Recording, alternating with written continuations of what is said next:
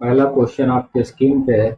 किसी विद्युत सर्किट के दो बिंदुओं के मध्य एक इकाई आवेश के स्थानांतरण में हुआ कार्य कहलाता है। दो बिंदुओं के बीच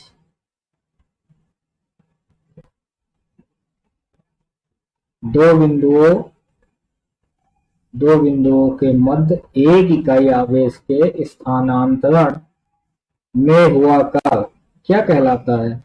हम कहते हैं विभवांतर। क्या कहलाता है? विभवांतर, पोटेंशियल। विभवांतर का एक फार्मूला है, वो अभी आगे क्वेश्चन में यूज है, तो आप उसको नोट डाउन कर लीजिए। विभवांतर बराबर होता है कार्य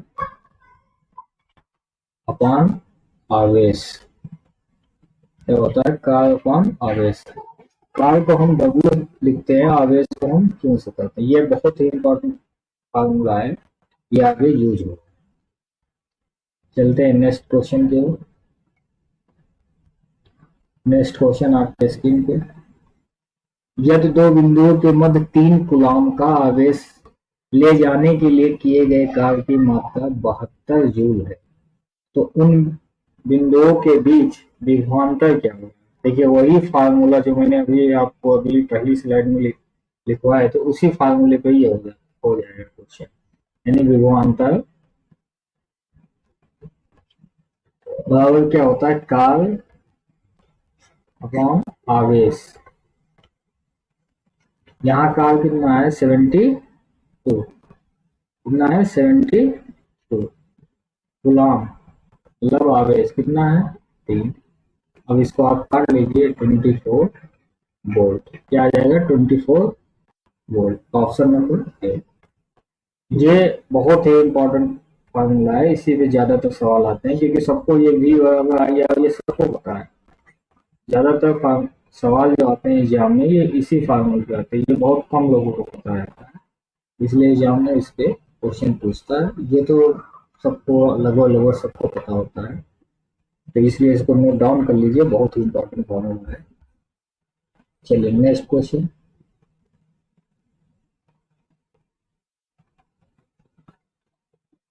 इसको तो आप लगा ही लेंगे, ये V बराबर I R से लग जाएगा। I क्या है इसमें? करंट। 50 ओम क्या है? प्रतिरोध। अब यहाँ पर वैल्यू पुट कर लीजिए, 10 into 50। Option D. Option D आ जाएगा। चलिए नेक्स्ट क्वेश्चन।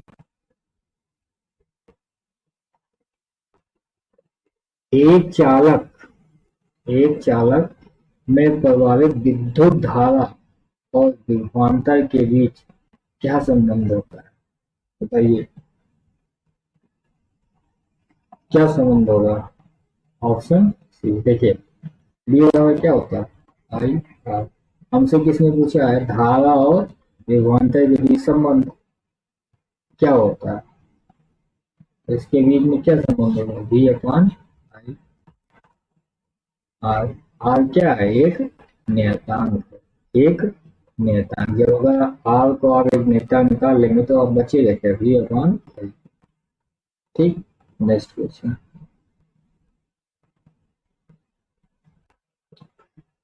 इनमें से कौन विभवांतर के समानुपाती होता है? बताइए, इनमें से कौन विभवांतर के समानुपाती होता है? इसको तो आप बता ले जाएंगे।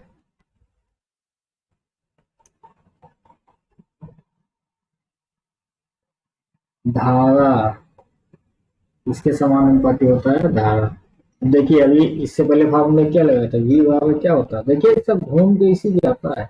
आइए, अब देखिए, समान बातें। वोल्टेज विभवांतर को क्या बोलते हैं? वोल्टेज। वोल्टेज किसके अनुपात है? करंट के। यानी V समान अनुपात I। ये तो कांस्टेंट होता है, तो V समान अनुपात I। V मतलब वोल्टेज समान अनुपात I। Next question.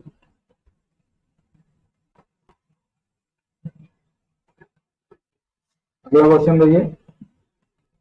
बताइए, निम्न में से कौन सी धातु विद्युत की बेहतर सुचालक है? ये तो आप बता ले जाएंगे। विद्युत की बेहतर सुचालक है। बताइए कौन सी? चांदी। कौन सी? चांदी। इसमें कुछ खास नहीं बताने को। अगला क्वेश्चन पढ़िए, आंसर दीजिए। निम्न निम्न में से क्या एक विद्युत रोधी नहीं है? ध्यान दीजिएगा, नहीं है। विद्युत रोधी नहीं है तो कौन सा नहीं है? नाइट्रोजन। कागज में करंट नहीं, ये एनाइट, इसमें एमोनाइट में भी करंट फ्लो नहीं करती है, सिर्फ नाइट्रोजन में करंट फ्लो करती है, विद्युत रोधी नहीं है। ठीक है, नेक्स्ट क्वेश्चन। रिक्त स्थानों में सबसे उपयुक्त विकल्प वही है। अब देखिए, इसको करने के दो तरीके। या तो मैथमेटिकल टर्म समझ लीजिए कि मान लीजिए ये 18 है, इक्वल में यहाँ डैश है इंटू 3 है। अब यहाँ बताइए यहाँ किससे मल्टीप्लाई कीजिएगा कि ये 18 बन जाए? तो आप कहेंगे 6 से। ये तो मैथमेटिकल टर्म से होगा। अगर आप इसी को फार्मूले से करेंगे तो क्या होगा? V बराबर क्या होगा? I R. यहाँ वोल्टेज कितना है? 80। करंट आपको निकाल लें, आर आपको दिया है। ठीक, आई बराबर क्या हो जाएगा? 18/3 काट दीजिए तो करंट कितना होगा? 6 एम्पियर। 6 एम्पियर जहाँ होगा ऑप्शन ए। नेक्स्ट क्वेश्चन, बहुत अच्छा क्वेश्चन है। अगला क्वेश्चन कीजिए इसको।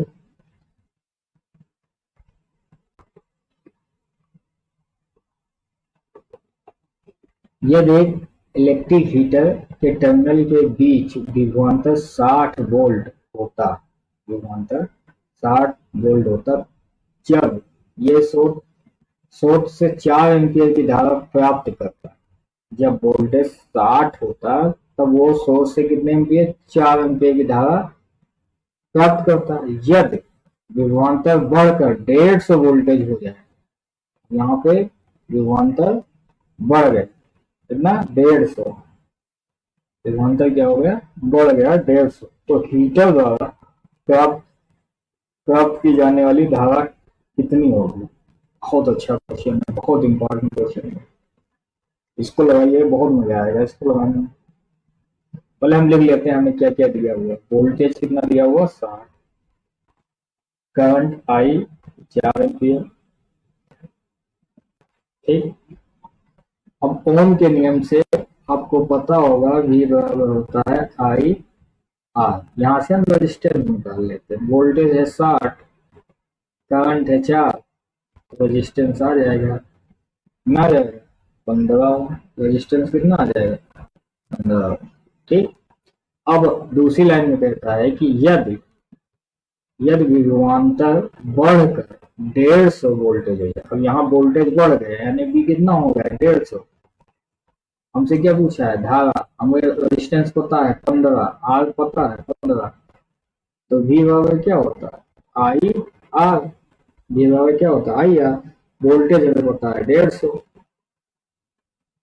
आई यहाँ से निकाल लीजिए। करंट हमें पता है 15, रेजिस्टेंस कितना है? 15। करंट यहाँ से निकाल लीजिए, काट दीजिए 10, तो करंट कितनी आ गई? 10। Option number C. ठीक, बहुत अच्छा क्वेश्चन है। नेक्स्ट क्वेश्चन,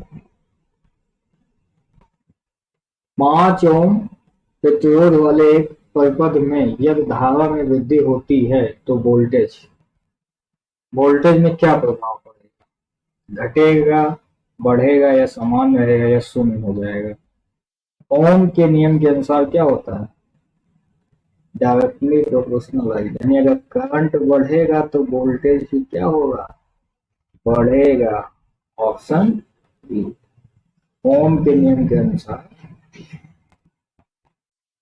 इससे पहले वाले क्वेश्चन में हम आपको क्या बताया था कि वोल्टेज समानुपाती आई होता है। वोल्टेज समानुपाती करंट क्या होता है? तो अगर वोल्टेज बढ़ेगा तो करंट भी क्या होगा? बढ़ेगा। ठीक है, नेक्स्ट क्वेश्चन को चलते हैं। इसको पढ़िए, लगाइए। विद्युत चालक चालकता के आधार पर निम्नलिखित विकल्पों में से विषम को चुनें। जो विषम है आप उसको चुन सकते हैं। विषम तो इसमें रबड़ ही है, इसमें करंट, इसमें करंट, इसमें, ये सब तीनों में क्या होते हैं, करंट फ्लो कर सकता है, लेकिन रबड़ में नहीं, तो विषम यही होगा। नेक्स्ट क्वेश्चन को इसमें स्थान में जो क्वेश्चन एक्सप्लेन करने वाले होंगे उनको मैं एक्सप्लेन कर दिया करूँगा। बाकी जो नॉर्मल है ये सब प्रीवियस ईयर क्वेश्चन है जो पिछले साल आए हुए थे, ग्रुप डी और एनटीपीसी, और ये सब मिक्स क्वेश्चन है। तो आप चिंता नहीं कीजिए, इसके हम करीब लगभग 100 लेक्चर होंगे इसके, तो आपको हर लेक्चर में कम से कम 20 से 25 क्वेश्चन टच हो जाएंगे, टॉपिक वाइज रहेगा, जिससे ज्यादा दिक्कत ही ना आए। चलिए क्वेश्चन पढ़िए, आंसर दीजिए। निम्नलिखित में से कौन सा विद्युत का सुचालक है? विद्युत का सुचालक कौन है? तांबा। तांबा क्या है? विद्युत का सुचालक। चलिए नेक्स्ट क्वेश्चन। गैस के अलावा अधात्मीय विद्युत की कुचालक होते हैं, मतलब इनमें से कौन से ऐसे वस्तु है, धातु है कि वो आधातु विद्युत की कुचालक, मतलब वो आधातु है लेकिन वो विद्युत क्या है, कुचालक। कौन सी है? ग्रेफाइट। तो आपको पता है ये आधातु होते हुए भी विद्युत की कुचालक। चलिए नेक्स्ट क्वेश्चन। निम्नलिखित में से कौन सा घोल बिजली का चालक नहीं है? बिजली का चालक नहीं। कौन सा घोल बिजली का चालक नहीं है? निम्नलिखित में से कौन सा घोल बिजली का चालक नहीं है? याद रखिएगा, नहीं पूछा है। कौन सा चालक नहीं है? तो ग्लूकोज जो है विद्युत का चालक नहीं है। ग्लूकोज विद्युत का चालक नहीं है, बाकी ये तीनों विद्युत की क्या है, चालक है। आप इनको याद रखिए। ये क्वेश्चन ऐसे ही आता है, कोई एक विकल्प रख देगा, पूछेगा कौन इसमें से चालक नहीं है, या फिर पूछा जाएगा कौन चालक, इसी तरह क्वेश्चन बनते हैं। नेक्स्ट क्वेश्चन, ये आज का आखिरी क्वेश्चन है, करता हूँ इसको आप लोग बता ही देंगे। ओम के अनुसार हमसे क्या पूछा गया? ओम के नियम के अनुसार एक स्थिरांक है, मतलब कांस्टेंट है, तो आपको पता है V बराबर आर होता है, जिसमें आर क्या होता है, कांस्टेंट होता है। आर क्या होता है? कांस्टेंट। आर क्या होता है? कांस्टेंट होता है। तो V अपॉन आई क्या होता है? V upon I. Option A. Option A इसका सही आंसर। चलते हैं नेक्स्ट वीडियो की ओर। Thank you for watching.